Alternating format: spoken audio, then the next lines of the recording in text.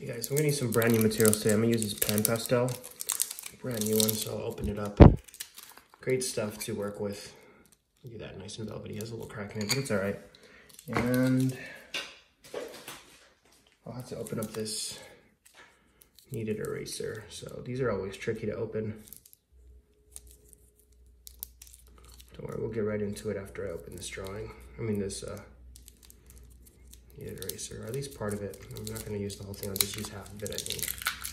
There we go. Get some. Here it is. I'll rip apart probably half of this piece. We also have a brand new piece of charcoal. A round piece this time, but it's just compressed charcoal. I'll break that one in half too. It's too large if it's full-sized. Because of the material. How much the material will cover is too much on the page. I want to use the side of it. All right, so I'm gonna open up this pan pastel. Well, we can't draw something out of chaos if we don't have chaos, so we're gonna create a little bit of chaos. Let's start off by using our hands. I'm gonna take some of that pan pastel. And I already have my reference pulled up. So I'm gonna kind of roughly, very, very roughly follow what that might look like with my hands. My hands will make it so that it's a little bit more, I don't always do this, but so it's a little bit more chaotic because it's less controlled. And I like to be chaotic at first so that I can kind of pull some forms out of that chaos, make a cool effect on it. Here, I also found this little sponge from Pan Pastel, I believe, as well. I'm gonna pull some of that on there. Kind of use it to make some value and draw with a little bit. Very, very rough outline of what I'm going to draw. Not even an outline, it's just kind of like a generalization. That's also some bad. Anyway, so I'm squinting while I look at my reference so that it's kind of like a keep from getting distracted by the details. So I just want this like beautiful mix up of values. So I could start working with something. And it's not just a white piece of paper that very intimidating, you know? Okay, now that I have that down, pretty happy with how crazy it looks, how chaotic it looks. I'm gonna take my compressed charcoal and start to establish kind of some real proportions and shapes and shadows and shadow shapes. So start with this eyeball here. The hair comes through here a little bit. Some of the parts on the outside of the face I'll ignore a little bit more, but I want a lot of the detail to be in the facial features like the eyes, the nose. I should line up this way.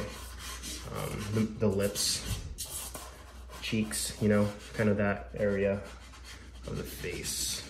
It's at an angle this way, so just make sure we keep that angle, maybe even exaggerate a little bit so that we don't lose it.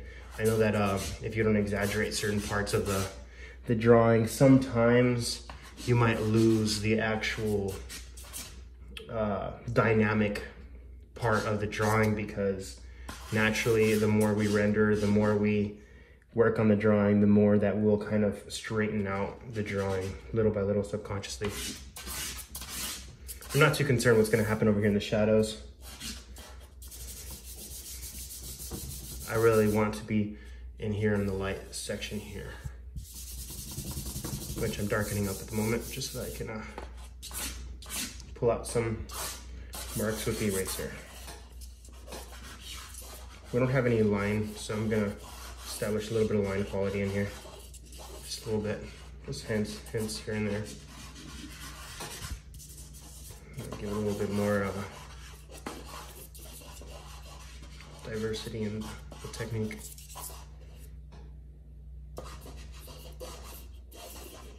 Maybe a hint of shoulders.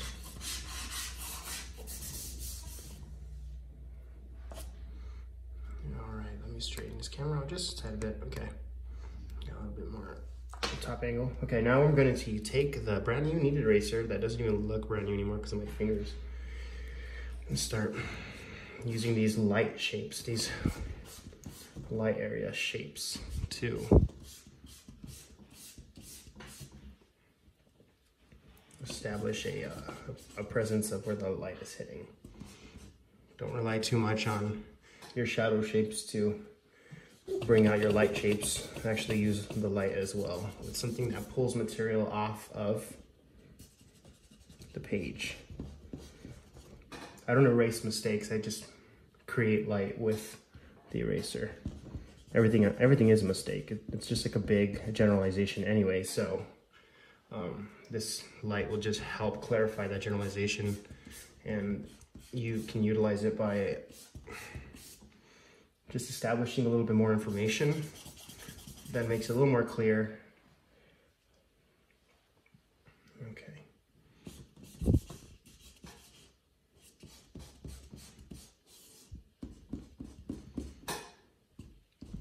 Be gentle with the light though, don't overdo it. It's easy to overdo. You want those mid-tones in there still. You don't want to just wash everything out and make it bright, because then it's just going to look like a black and white silhouette, and that's not what we're going for. We're going for some structure, you want some environmental perspective, even atmospheric perspective, excuse me, and depth and form.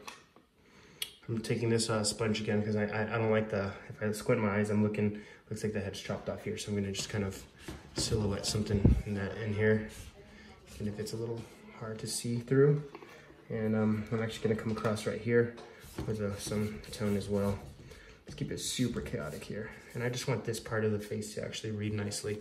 Everything else I want it to read as if, very expressive, as if trying to make something up out of the chaos.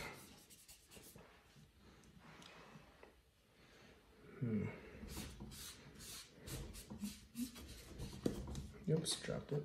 I got it here though. Cool. Now, I want to make sure that I'm getting these nice forms out here. Covered up a little bit of this, so I'm going to bring it back.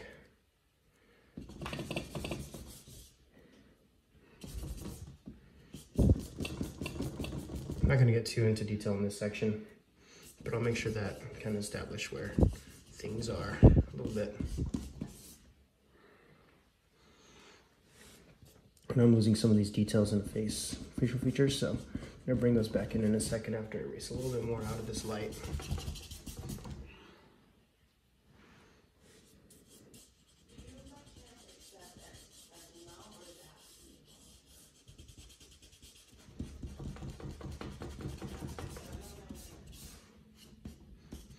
There's some reflected light here, so I'm gonna see if I can kind of generalize that. There we go. Kind of pretend that it's there a little bit without putting too much information there. I'm going to take this hard chocolate pencil. Let's see if that might do it for us. It might be a little bit too hard. It's from Pacific Arc. It's just the one I have sharpened right now. It just happens to be a hard charcoal instead of medium or soft. So maybe that'll help a little bit. Yeah, that's good. It's great actually. All right.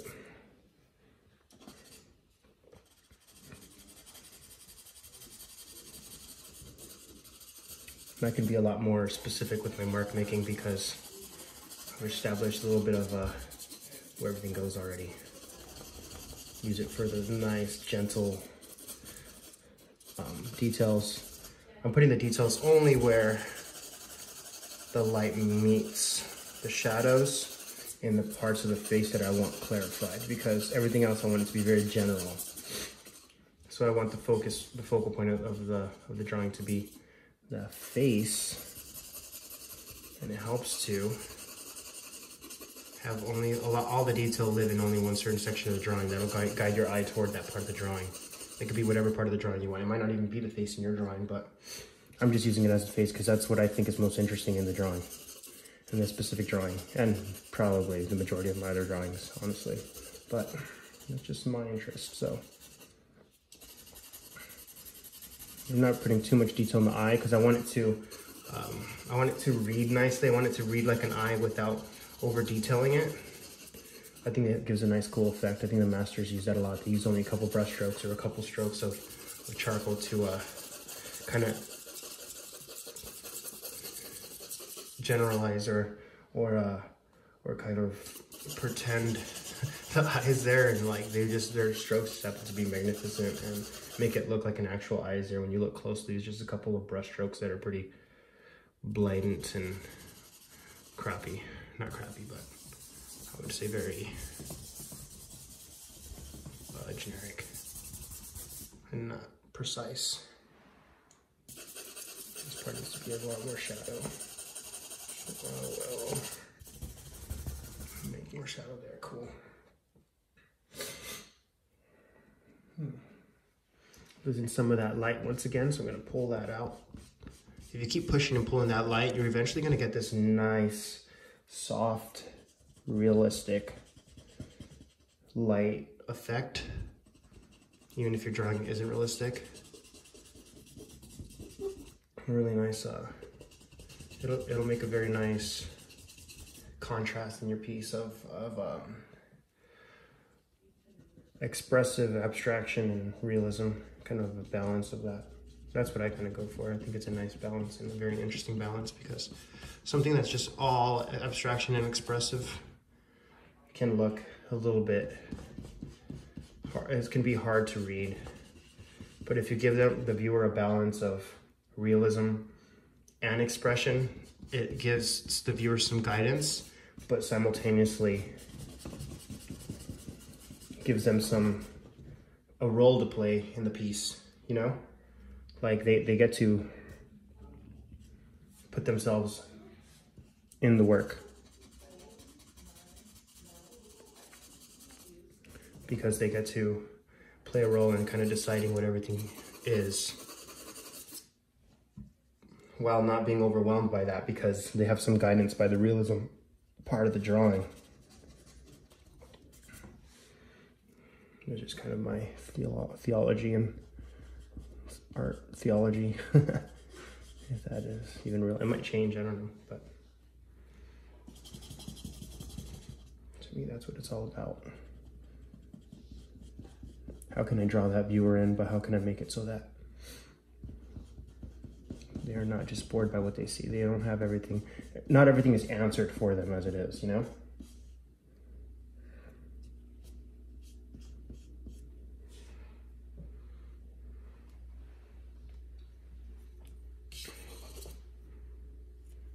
I can use some erasing marks as well to help assist with that chaotic aspect of the drawing. See if I can, there we go, add that in just like that.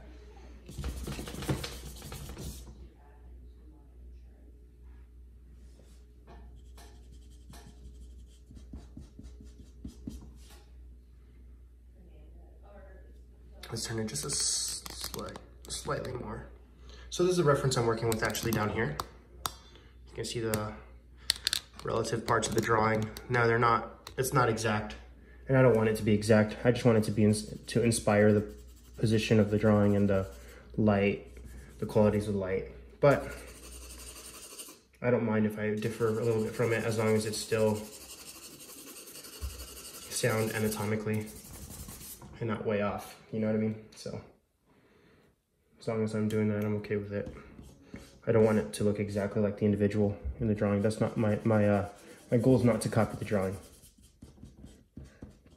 My goal is to create something with using something else as inspiration, but to create my own piece of art.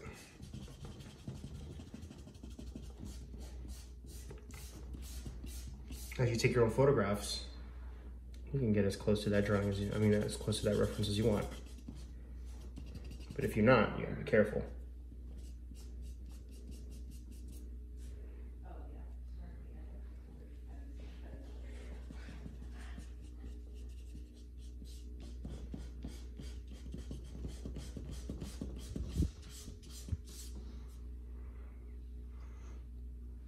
That last part of the drawing, when you're adding the details where they need to be and ignoring the other parts of the drawing where you don't want as much details, that's crucial. It's the longest, that's what takes the longest time in the drawing, and this can make or break the drawing. So make sure you're making the right decisions in that. Or at least experimenting and finding out what the right decisions might be or what could have been. I'm gonna take this old blending stump, kind of pull that up. I don't want too much light in here. I want it to kind of guide itself out. There we go. Now I'm losing all the detail in the eye, so I'm gonna bring a few mark makings in here to kind of infer where that eye is looking. Kind of just suggestions, nothing exact. Just general suggestions. The human mind will fill the rest in for you. Your viewer will fill the rest in for you as long as it's semi-accurate or thoughtful of where you make those suggestions. But that's the whole that's the drawing for the day. There we go. Actually, I want to make it so that it has a little bit more of chaos here with blinds. Just a little bit more.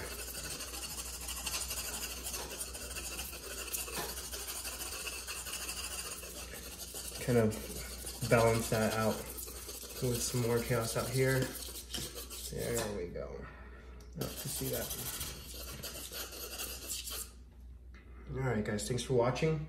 That's my completed drawing for pulling beauty or a face out of chaos. Let me know if you guys have any questions. You guys are the best. And, you know, draw a lot.